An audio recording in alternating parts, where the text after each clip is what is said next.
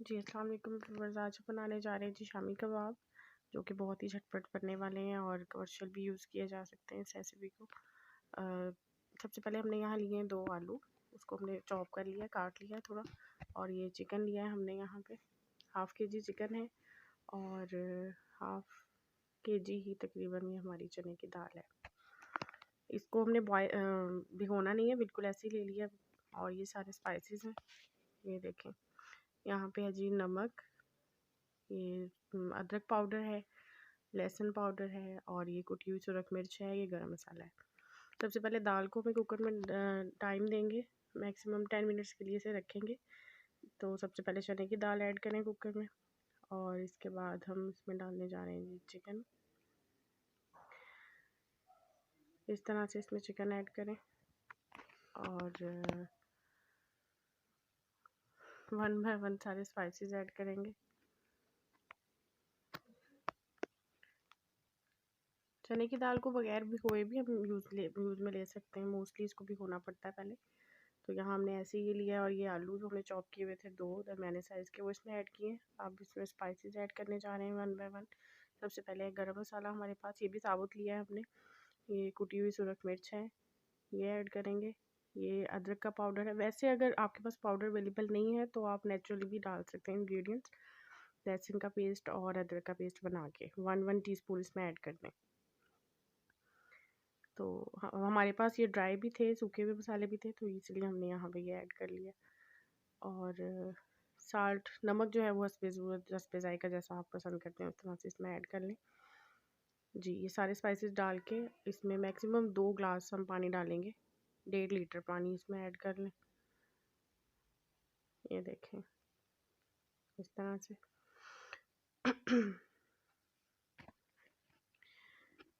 پانی ایڈ کر کے اس کو ہم ویٹ لگا کے میکسیمم 10 منٹس کے لیے رکھ دیں گے۔ یہ 10 منٹ بعد دیکھیں جی ہم نے جو ہے دکھا رہے ہیں آپ کو، اس میں تھوڑا بہت پانی ہے، اور اس پانی کو آپ اسی طرح سے جو ہے وہ تھوڑے تیز چولہے پہ، ہائی فلیم پہ آپ اس کو ڈرائی کریں گے۔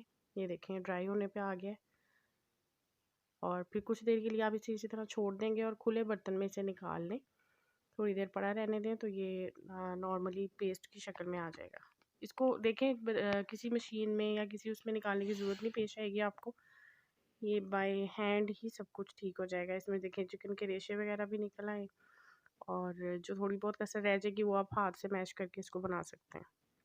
آلو اس میں اس لیے ایڈ کیے گئے تاکہ جو شامیاں ہیں وہ اچھے سے جڑ جائیں ہماری۔ یہ دیکھیں جی یہ اس طرح سے میزہ اس کا بن چکا ہے۔ اب اس میں ہرا دھنیا ایڈ کریں، گرم مسالہ پاؤڈر آپ بعد میں بھی ایڈ کر سکتے ہیں، یا کوئی بھی آپ جو ہے وہ نیشنل کا کسی اور اس کا جو ہے کڑھائی مسالہ وغیرہ وہ بھی ایڈ کر سکتے ہیں خوشبو کے لیے۔ یہ اس طرح سے اس کو ایڈ کر کے اب ہم بنائیں گے اس کی شامیاں۔ شامیاں آپ بچوں کو بھی دے سکتی ہیں لنچ میں بھی، ویسے بھی بریڈ میں سینڈوچز کے طور پہ بھی یوز کیا جا سکتا ہے ان شامیوں کو، برگر میں، پیٹیز میں۔ تو یہ دیکھیں جی یہ دیکھیں کتنا اچھا سا ہمارا اس کا مکسچر بن چکا ہے، اور چکن کا ریشہ، دال، ہر چیز بہت اچھے سے میش ہو چکی ہے۔ اب اس طرح سے اس کو شامیوں کی شکل میں دے لیں آپ، اور بنا کے رکھ لیں۔ بہت تھوڑی سی کوانٹٹی ہے دونوں چیزوں کی، اور کافی زیادہ مقدار میں بن جاتی ہیں یہ، بہت زیادہ اس میں بجٹ نہیں ہے، لو بجٹ میں ہی آپ تیار کر سکتے ہیں اسے۔ یہ دیکھیں جی اب ہم چلتے ہیں جس کو فرائی کرنے کی طرف۔ تو انڈا ہم نے پھینٹ لیا ہے، ایک ایگ کو اچھے سے بیٹ کر لیں، اس میں اس کو ڈپ کر کے ہم یہاں پہ فرائی کر رہے ہیں۔ 1 by 1 اس کو اس میں ڈالیں، توے پہ رکھیں گے آئل میں، اور کچھ سیکنڈ بعد جو ہے اس کی سائڈ ٹرن کریں گے اس طرح سے۔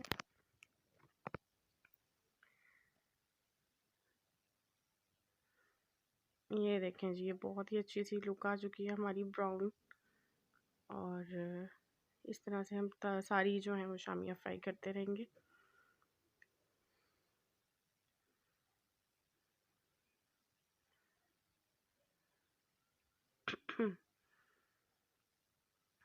پلاؤ आम चावल, हर किस्म के राइस के साथ भी ये शामियाँ बहुत अच्छी लगती हैं। तो बहुत ही इजी रेसिपी है, कोई इतना मुश्किल नहीं है इसमें। देखें, इसे ज़रूर ट्राई करें।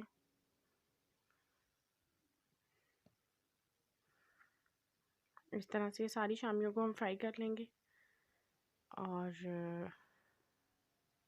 लास्ट पे अब हम इसे डिश आउट करेंगे।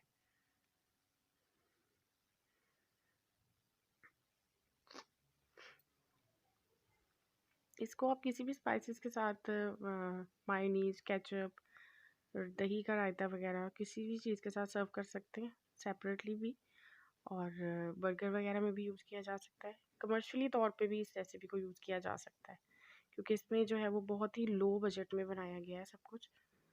तो लाजमी ट्राई करें इसे, और अगर पसंद आए तो हमारी वीडियो को लाजमी शेयर करें। ये देखें जी, इतनी सी मिक्सचर में हमने मैक्सिमम 28 to 30 जो है वो शामियाँ हमने तैयार की हैं, और सिर्फ एक अंडे के साथ।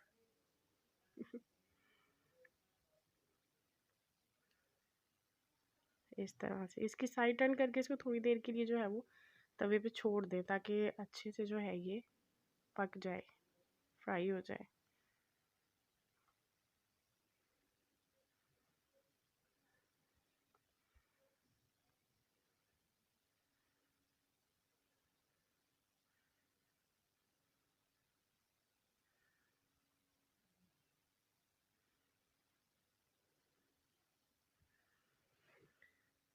जी, ये हमारी हो चुकी हैं शामियाँ बिल्कुल तैयार, और अब हमने डिश आउट कर लिया है इसे।